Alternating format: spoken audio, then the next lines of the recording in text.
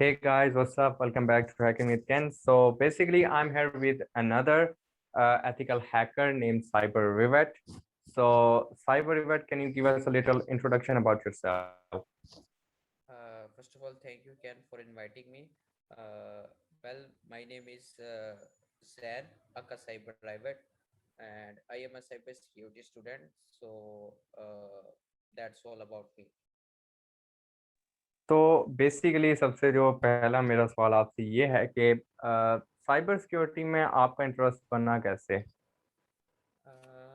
Well ऐसा था कि इंटरेस्ट तो बस समझ लो कैसे बना कि कुछ मूवीज वगैरह से इंटरेस्ट हुआ, हैकिंग वगैरह का, साइबर सिक्योरिटी का।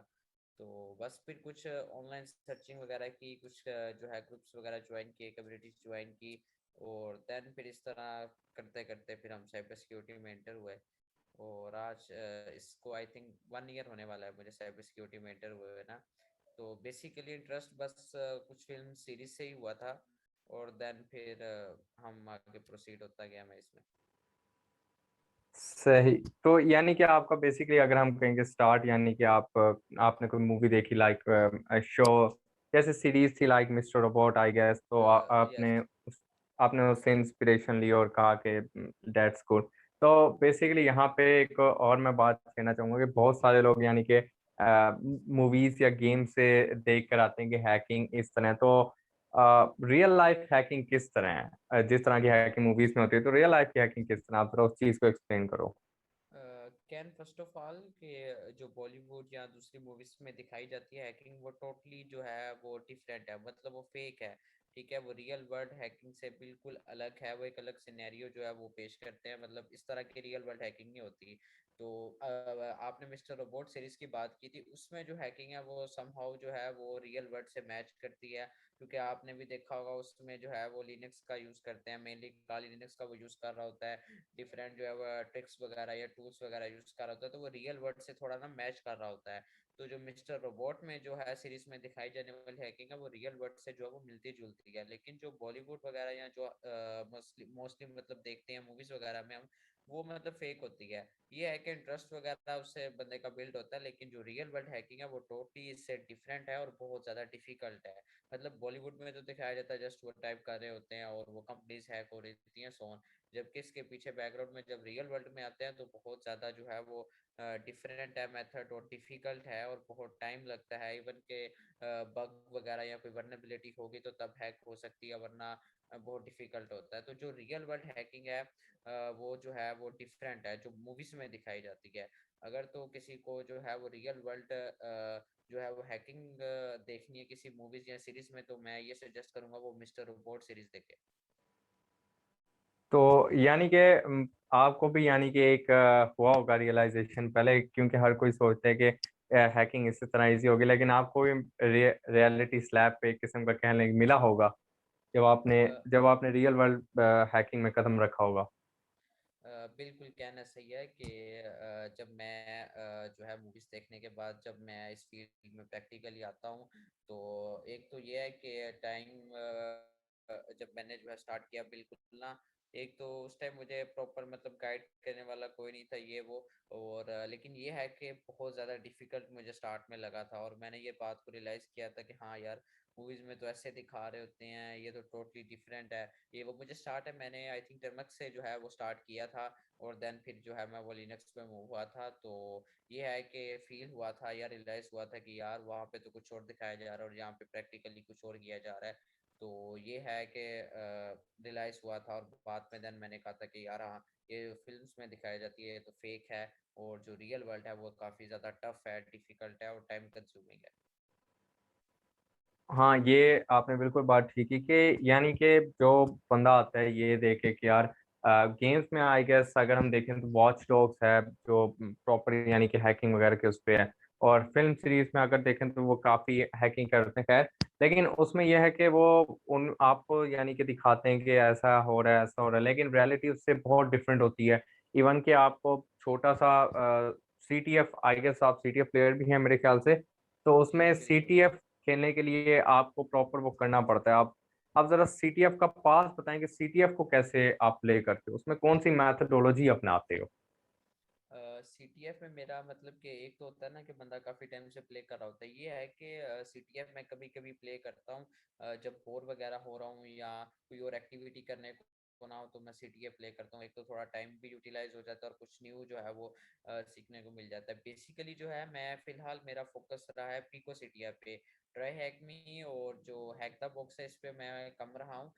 मगर यही होता है जो बेसिक मेथोडोलॉजी होती है कि हमें कोई आईपी एड्रेस मिलता है मशीन का, फर्स्ट ऑफ ऑल हम जो है स्कैनिंग करते हैं। ठीक है, अगर कोई ओपन पोर्ट मिलती है या कोई ऐसी सर्विस मिलती है हमें जो कि जो है वो ओल्ड वर्जन की है या उसका एक्सप्लॉइट अवेलेबल है, देन हम जो है वो उसके एक्सप्लॉइट को यूज़ करके उसको एक्सेस लेने की कोशिश करते हैं। और अगर तो हमें कोई ओपन पोर्ट मिल जाती है देन सो ऑन वो जो है उसको हम एक्सप्लॉइट करते हैं और एक्सप्लॉइट करने के बाद एक्सेस होता है, देन मेंटेन एक्सेस होता है और फिर फ्लैग को फाइंड करते हैं। तो सोन मगर मेरा अभी तक जो रहा है वो पिको सीटिया पे ज़्यादा मेरी प्रैक्टिस रही है। वो जियो पार्टी स्टाइल है, यानी कि उसमें जो है वो रिवर्स इंजीनियरिंग, प्रोग्रामिंग और क्रिप्टोग्राफी वगैरह सबके ना मिक्स चैलेंजेस होते हैं। तो ट्राई हैक मी और एसटीबी में मैं अभी कम मतलब एक्टिव रहा हूँ, तो मेरा उनमें ऐसा एक्सपीरियंस नहीं है अभी तक।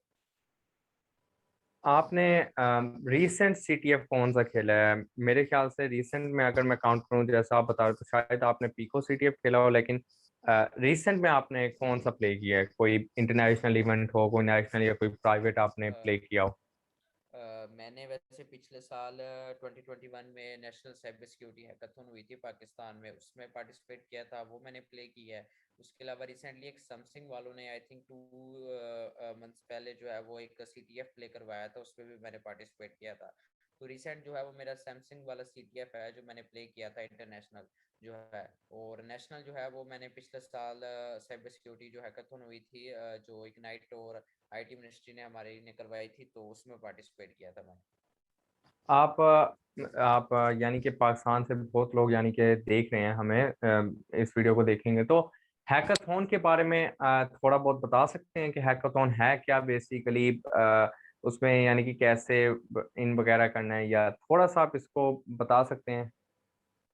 देखिए हैकाथॉन बेसिकली सीटीएफ जो हम प्ले कर रहे होते हैं ट्रे हैकमी पे या एचटीबी पे, हैक द बॉक्स पे, जो है वो बिल्कुल उस तरह होती है। मगर ये होता है कि हैकाथॉन जो होता है वो एक फिजिकल इवेंट होता है। ट्राई हैकमी वगैरह तो एक ऑनलाइन होता है, हम घर बैठ के जो है वो प्ले वगैरह कर रहे होते हैं। मगर हैकाथॉन में जो है वो एक फिजिकल इवेंट होता है, हमें वहाँ पे जाना पड़ता है किसी लोकेशन पर और वहाँ पर बैठकर जो है हम वो प्ले करते हैं। टाइम वहाँ पे भी होता है और इधर भी टाइम जो है वो रन हो रहा होता है, और लेकिन ये है कि वहाँ पे स्पेसिफिक टाइम के बाद जो है वो सीटीएफ एंड हो जाता है। ठीक है, और पॉइंट्स वगैरह होते हैं, उस पॉइंट की बेस पर जो है वो पोजीशन जो है वो मिलती है, और टॉप 5 जो होते हैं या वो क्वालिफाई कर जाते हैं फाइनल में, और देन जो है फिर टॉप 3 को जो है वो प्राइजेस वगैरह मिलते हैं। तो मैं ये कहूँगा कि हैकाथॉन जो है वो समहाउ जो है वो सीटीएफ टाइप ही होती है, मगर जो है ये फिजिकल इवेंट होता है। इसमें आपको डिफरेंट जो है कम्युनिटी से, यानी मतलब डिफरेंट लोग आते हैं विद डिफरेंट स्किल्स के साथ, आपको उनसे मिलने का मौका मिलता है, आप बहुत कुछ सीखते हैं। तो मेरा ये सजेशन होता है कि जो हैकाथॉन होती हैं हमें इसमें जाना चाहिए, क्योंकि डिफरेंट जो है वो इन्फोसेक या साइबर सेक फील्ड से जो पीपल लिंक होते हैं उनसे हमें मिलने का मौका मिलता है, हम कुछ न्यू स्किल गेन कर रहे होते हैं। और मेरा ये मानना होता है कि जो हार जीत जो है वो होती रहती है। ठीक है, it is the part of the game. So हमें जो है जाना चाहिए। हमें इसलिए नहीं जाना चाहिए कि यार कि मैंने बस जीत के ही आना, हमें इसलिए भी जाना चाहिए कि हमें अगर नहीं भी जीतते, हमारे पास इतना स्किल नहीं भी है, तो हमें कुछ ना कुछ न्यू सीखने को मिलेगा। तो हैकाथॉन भी बेसिकली सीटीएफ टाइप होता है, उसमें चैलेंजेस होते हैं, स्पेसिफिक टाइम होता है, नेटवर्किंग, वेब, रिवर्स इंजीनियरिंग वगैरह इससे रिलेटेड चैलेंजेस होते हैं, और एक गिवन टाइम होता है, उस टाइम में हमने जो है वो उसको जो है वो सॉल्व करना होता है, और सॉल्व करने के बाद जो है देन वो हमें पॉइंट्स मिलते हैं, उस पॉइंट की बेस पर पोजीशन होती है, देन फिर हम क्वालिफाई करते हैं। सही है, तो बहुत अच्छा हो गया कि यानी कि हमें इस ऐसे इवेंट्स में पार्टिसिपेट करना चाहिए, क्योंकि हमें मुख्तलिफ कम्युनिटीज़ के लोगों से मिलने का मौका मिलता है प्रॉपर। तो बेसिकली मैंने जो मेरा जो कुछ यानी कि कम्युनिटी में मैं इंटरेक्शन करता रहता हूँ, तो उनमें कुछ लोग हैं जो कहते हैं कि सीटीएफ आपका वेस्ट ऑफ टाइम है। तो यानी कि उसके बारे में आप क्या कहना चाहेंगे कि सीटीएफ अच्छे हैं या बुरे हैं? तो आप उसके बारे में क्या कहते हैं? देखिए सीटीएफ जो है वो वेस्ट ऑफ टाइम नहीं होता, ठीक है। हमें जो है कुछ ना कुछ जो है वो सीखने को मिलता है, कोई ना कोई न्यू टेक्निक मिल जाती है, या हमें कोई न्यू मेथोडोलॉजी जो है वो इंट्रोड्यूस होती है। सीटीएफ जो है वो वेस्ट ऑफ टाइम नहीं होते, मगर मैं ये रिकमेंड नहीं करूंगा कि आप सारा दिन बैठ के सीटीएफ खेलें। मैं ये रिकमेंड करूंगा कि आप कुछ टाइम जो है वो सीटीएफ को भी दें, ठीक है। अगर आपने कोई जो है आज कोई न्यू स्किल सीखा है, ठीक है, तो देन जो है उसको सीटीएफ प्ले करें, उससे रिलेटेड कोई चैलेंज सॉल्व करें, ताकि जो है आपको उस टेक्निक या उस जो है वो जो न्यू चीज या न्यू मेथोडोलॉजी जो आपने सीखी है उसमें, ताकि आपका एक्सपीरियंस मोर ज्यादा हो। सीटीएफ जो है वो वेस्ट ऑफ टाइम नहीं होते। मैं अगर अगर आप सारा टाइम सीटीएफ को दे रहे हैं तो ये तो फिर वेस्ट ऑफ टाइम है। हाँ, अगर आप फ्री टाइम अगर आपके पास पड़ा है तो आप वो सीटीएफ में यूटिलाइज कर सकते हैं, इससे आपको बहुत कुछ सीखने को मौका मिलेगा। और कुछ ऐसे सीटीएफ भी होते हैं जो कि रियल वर्ल्ड जो होते हैं वो चैलेंजेस पे बेस करते हैं, तो सीटीएफ जो है वो वेस्ट ऑफ टाइम नहीं है, हमें कुछ ना कुछ सीखने को मिल रहा होता है। तो जो लोग ये कहते हैं, मैं ये कहूंगा कि यार आप लोग जो है वो सारा टाइम सीटीएफ पे तो मत दें। कोई फ्री टाइम होता है आपके पास, देन आप उसमें प्ले करें, और कोई जो है वो आपको न्यू चीज सीखने को मिलेगी सीटीएफ से। तो ऐसा तो नहीं है कि आप टाइम वेस्ट कर रहे हैं इस पे, इसमें कुछ ना कुछ आपको गेन हो रहा है नॉलेज, तो ये वेस्ट ऑफ टाइम तो ना हुआ। सही सही, यानी कि मैं अगर कोई चीज़ लर्न करता हूँ, लेट्स से कि मैं लिनक्स कोई लर्न करता हूँ, तो मैं उसको सीटीएफ प्ले कर लूँ ताकि मेरी प्रैक्टिस हो जाए।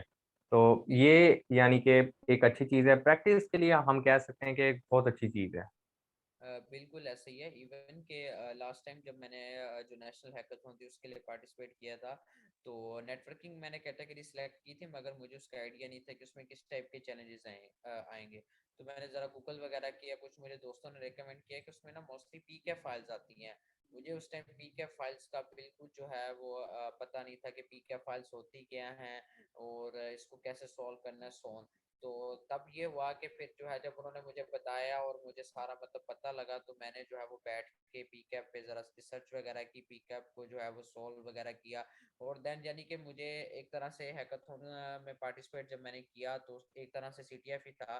तो मुझे इसमें बहुत कुछ सीखने को मिला, जैसे कि पीकैप फाइल्स क्या होती हैं, उसको ओपन कैसे कर सकते हैं, उसको रीड कैसे कर सकते हैं, और जो है मतलब नेटवर्किंग रिलेटेड मैंने बहुत कुछ गेन किया। इसके अलावा एंड्रॉइड पेन टेस्टिंग में भी था, हमने अप्लाई किया हुआ था, कैटेगरी सेलेक्ट की हुई थी, उसमें भी बहुत कुछ सीखने को मिला। यानी कि वेस्ट ऑफ टाइम नहीं होती कोई भी चीज़, हमें कुछ ना कुछ जो है वो गेन हो रहा होता है, नॉलेज गेन हो रहा होता है, या हम कुछ ना कुछ सीख रहे होते हैं उसे। तो हर चीज़ वेस्ट ऑफ टाइम नहीं होती, वो डिपेंड करता है कि आप कितना टाइम उसे दे रहे हो। बिल्कुल, ऑफ कोर्स, यानी कि मैं खुद ये कहता हूँ कि मैं अक्सर बहुत सारी चीज़ें आपको सीटीएफ में मिल जाती हैं, लाइक मैं भी यानी कि इंटरनेशनल और नेशनल लेवल का प्लेयर हूँ। तो मैं ये अपने एक्सपीरियंस से भी यही कहता हूँ कि सीटीएस पे हमें फ्री टाइम में खेलना चाहिए। इससे होता है कि हमारी बहुत ज़्यादा प्रैक्टिकल प्रैक्टिस हो जाती है, क्योंकि अब हमें रियल लाइफ मशीन्स तो मिलती नहीं है, क्योंकि हम रियल लाइफ हैकिंग तो कर नहीं सकते। लेकिन प्रैक्टिस के लिए सीटीएस बहुत बेस्ट है, कि अगर हम अपने स्किल्स को देखना चाहते हैं कि हमारी स्किल्स कहाँ पे बेस कर रही हैं। बिल्कुल ऐसे ही है, कहना आप बिल्कुल ठीक कह रहे हैं। तो सीटीएफ जो है वो वेस्ट ऑफ टाइम नहीं होता मेरी नज़र में। कोई भी ऐसी चीज़ जिससे आप कुछ ना कुछ जो है वो नॉलेज या कोई स्किल गेन कर रहे हो, तो वो चीज़ वेस्ट ऑफ टाइम नहीं है, बल्कि वो आपके लिए यूजफुल है। जैन, आपने शुरू में कहा कि साइबर सिक्योरिटी जब आप शुरू में लर्न कर रहे थे, तो आपको यानी कि काफ़ी डिफ़िकल्टीज फेस करनी पड़ी थी। तो उसमें कौन सा रिसोर्स आपके लिए बेस्ट रहा था, यानी कि जो आप कहते हैं कि भाई इस रिसोर्स ने, या इस यूट्यूब के चैनल ने, या इस वेबसाइट ने, या किसी कोर्स ने मेरी बहुत हेल्प आउट किया, तो वो कौन सी चीज़ है? सबसे पहले तो कैन जब मैं स्टार्ट में आया तो मैंने जिस तरह बताया कि मुझे गाइड करने वाला कोई नहीं था, मैंने बहुत टाइम वेस्ट किया इधर उधर रिसोर्सेज वगैरह ढूंढने में, ये वो मतलब कि मेरे पास उस टाइम प्रॉपर रिसोर्सेज नहीं थे, टाइम बहुत मैंने वेस्ट किया, ये वो। इवन कि मुझे बाद में जाके रिसोर्सेज मिले और दैन फिर मैंने उनको यूटिलाइज करना सीखा। तो मैं अभी भी कहूँगा कि एक तो जब हैकिंग की बात होती है, लोगों के ना डिफरेंट जो है वो पॉइंट ऑफ व्यूज होते हैं। कुछ लोग कहते हैं कि हैकिंग में जो है वो प्रोग्रामिंग जरूरी नहीं होती, और कुछ लोगों का मानना होता है कि हैकिंग में प्रोग्रामिंग जरूरी होती है। तो ये एक मतलब ऐसा क्वेश्चन है जो बहुत बार पूछा भी जाता है, और हर बंदे का जो पॉइंट ऑफ व्यू है, जो थिंकिंग होती है, वो उससे रिलेटेड डिफरेंट होती है। तो मैंने जब मेरा मतलब कि इसमें जब मैं इंटर हुआ साइबर सिक्योरिटी में, तो मेरे पास मतलब डिफरेंट जो है मैंने जो है कम्युनिटीज में इंटरेक्शन था, डिफरेंट लोगों से इंटरेक्शन था, कुछ कहते थे कि नहीं ज़रूरी, कुछ कहते थे कि बहुत ज़रूरी है। मगर जैसे जैसे जो है मैं मतलब कि आगे बढ़ता गया, तो मेरा ये मानना है अभी तक जो मैंने सीखा है कि प्रोग्रामिंग जो है वो बहुत ज़रूरी होती है। यानी कि आपके पास एटलीस्ट बेसिक जो है वो प्रोग्रामिंग का नॉलेज होना चाहिए, आपको पता हो, आप कोड रीड कर सकते हो, या आप जो है एटलीस्ट पाइथन, मेरा ये मानना है कि पाइथन जो है अगर कोई बंदा एथिकल हैकिंग या हैकिंग में या साइबर सिक्योरिटी की फील्ड में आना चाहता है, तो एटलीस्ट उसको पाइथन और बैश या कोई जो है वो लैंग्वेज ज़रूर आनी चाहिए, ताकि जो है वो कोड को सीख सके। क्योंकि आगे जब मालवेयर अटैक्स या इस तरह पेलोड्स वगैरह या कुछ भी आ रहे होते हैं, तो वो आपको भी पता है, कोई एक्सप्लॉइट आ रहा होता है, वो किसी ना किसी लैंग्वेज में होता है। तो जब तक जो है वो हम उस लैंग्वेज को, हमें या प्रोग्रामिंग का नहीं पता होगा, तो हम ये नहीं देख सकते, या हमें ये पता नहीं लगेगा कि वो जो है वो मालवेयर या जो एक्सप्लॉइट है वो किस पर्पस के लिए बनाया गया है। और वो मतलब कि इवन कि हम जो टारगेट है उसके बारे में भी जो है वो पता नहीं लगा सकते। और आजकल जो है मैंने देखा है डिफरेंट जो है वो कंपनी जो है वो जब जो जॉब ऑफर करती है साइबर सिक्योरिटी में, तो उनकी भी एक डिमांड होती है, ठीक है। सर्टिफिकेशन तो चले वो मांगते हैं, उसके साथ साथ उन्होंने नीचे लिखा होता है कि एटलीस्ट पाइथन और स्क्रिप्टिंग में बैश आपको जो है, ये दो चीज़ें आपको आनी चाहिए। तो सबसे पहले तो मैं ये कहूँगा कि जो साइबर सिक्योरिटी हैकिंग में आना चाहते हैं, तो आप लोग ये बिल्कुल मत सोचिएगा कि यार साइबर सिक्योरिटी में जो प्रोग्रामिंग नहीं आती है, एटलीस्ट आपको जो है कोई एक लैंग्वेज आनी चाहिए, आपको मतलब बेसिक जो है वो इसका प्रोग्रामिंग का जो है वो नॉलेज होना चाहिए। देन जो है मैं रिकमेंड करूंगा कुछ यूट्यूब चैनल्स, जैसे कि हैकर्सप्लॉइट हो गया, इसके अलावा डेविड बॉम्बल है, और एक्सेस रैट है, उसके अलावा नेटवर्क चेक है, ठीक है। इनका कंटेंट मतलब बहुत अच्छा होता है, लाइव ओवरफ्लो हो गया, और उसके अलावा IPv6 और भी डिफरेंट चैनल्स हैं। इसके अलावा अगर आप जो है और भी रिसोर्सेज की बात करते हैं, तो ट्राई हैक भी हो गया, हैक द बॉक्स हो गया। ट्राई हैक भी पे आप लर्निंग पाथ्स हैं डिफरेंट, आप उनमें एनरोल हो सकते हैं। तो मतलब काफ़ी सारे रिसोर्सेज हैं। मसला ये है कि हमें जो है उनको यूटिलाइज करना है, ठीक है। आप जब गूगल करेंगे तो आहिस्ता आहिस्ता मतलब आपको स्लोली स्लोली जो है वो सारे रिसोर्सेज जो है वो मिलना स्टार्ट हो जाएंगे। मेरा ये है कि मैंने डेविड बॉम्बल का चैनल सब्सक्राइब किया हुआ था, वहाँ से उसने कुछ कोर्सेज का गिव वे किया, और मुझे जो है वहाँ से वायरशार्क का एक कोर्स मिला, मैंने वायरशार्क वहाँ से सीखा। और देन जो है मैं डिफरेंट कम्युनिटीज़ में था, जिस तरह मैंने बताया, वहाँ से एक कम्युनिटी में ये TCM, तब ना द साइबर मेंटर कंपनी बिल्कुल स्टार्ट थी, तो इन्होंने अपना पहला पहला कोर्स निकाला था प्रैक्टिकल एथिकल हैकिंग का, तो इन्होंने वो गिव वे किया था। तो उसमें मैंने एनरोल किया, उससे मुझे बहुत कुछ सीखने को मिला, मेरी बेसिक क्लियर हुई, और मैंने जो है वो डिफरेंट जो है कॉन्सेप्ट सीखे।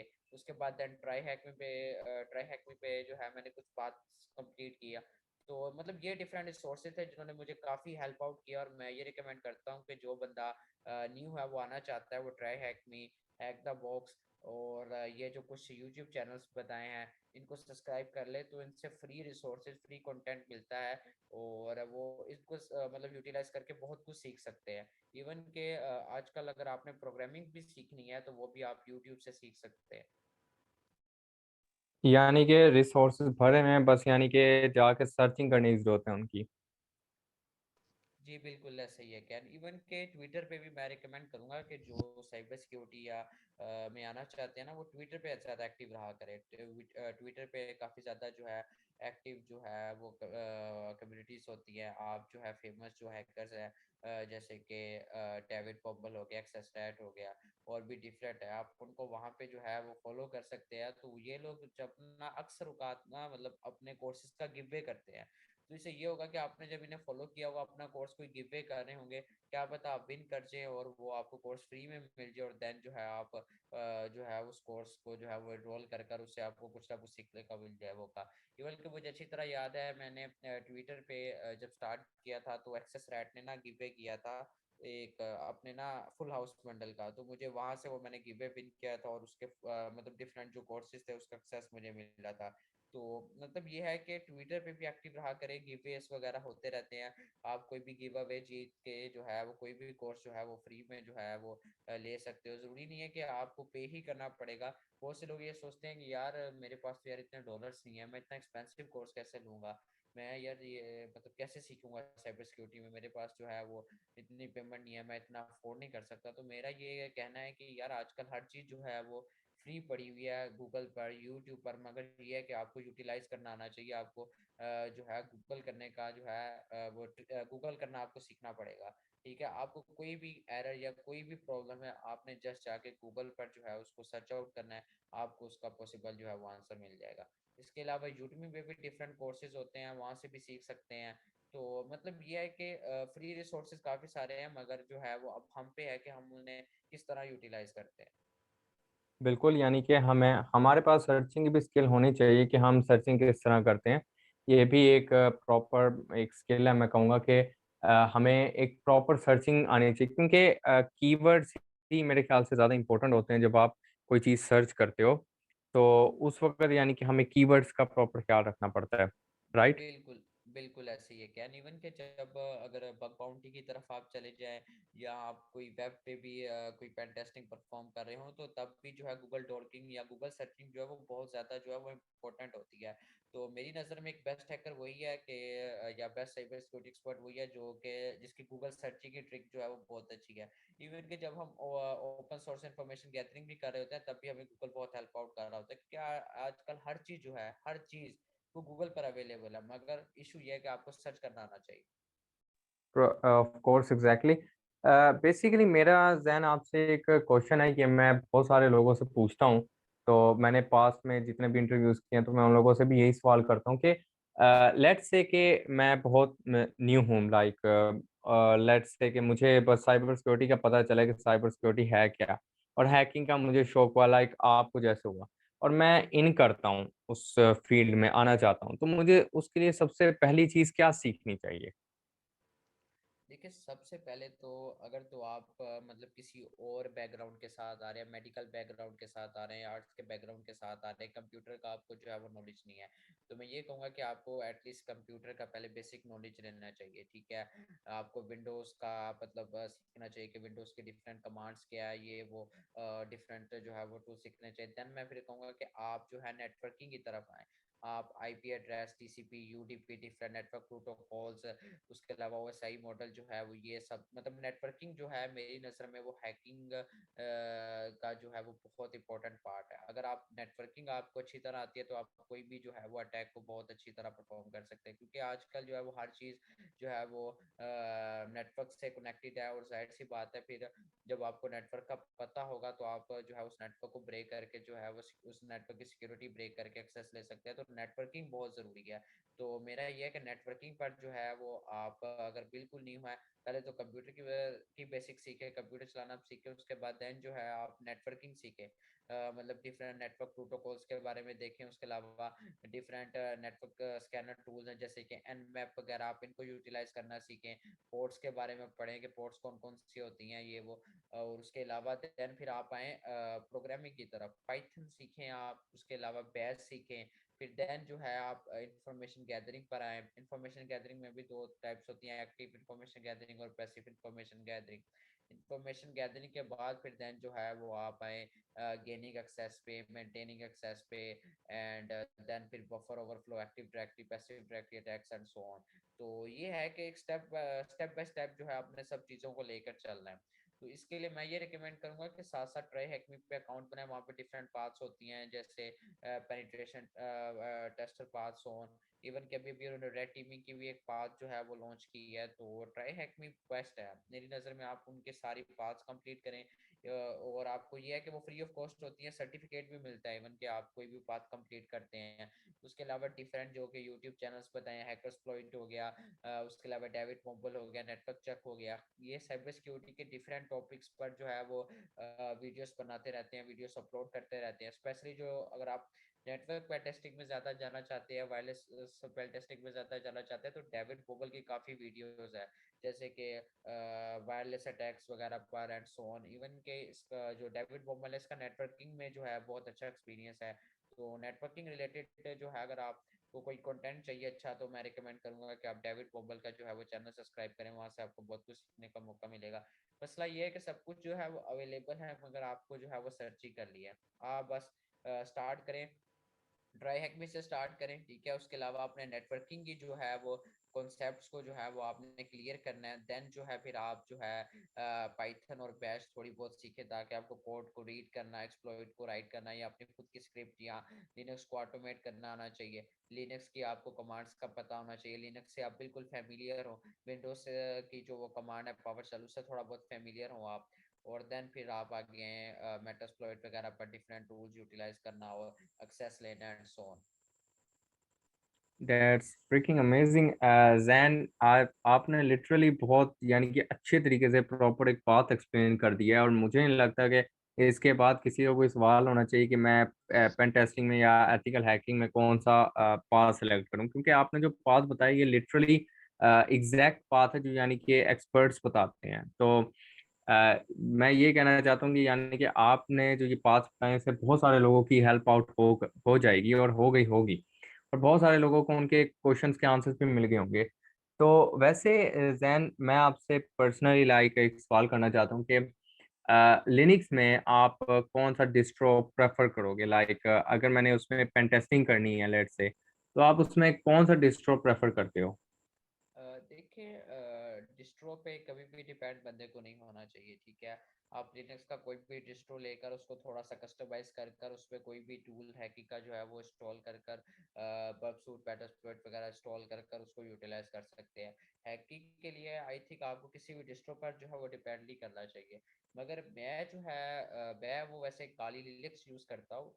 ये है कि कुछ अब हमारे पास ऐसे भी लोग होते हैं जिनके पास हाई एंड जो है वो सिस्टम नहीं होता, ज़्यादा हाई लेवल के पीसी नहीं होते या सेटअप नहीं होता।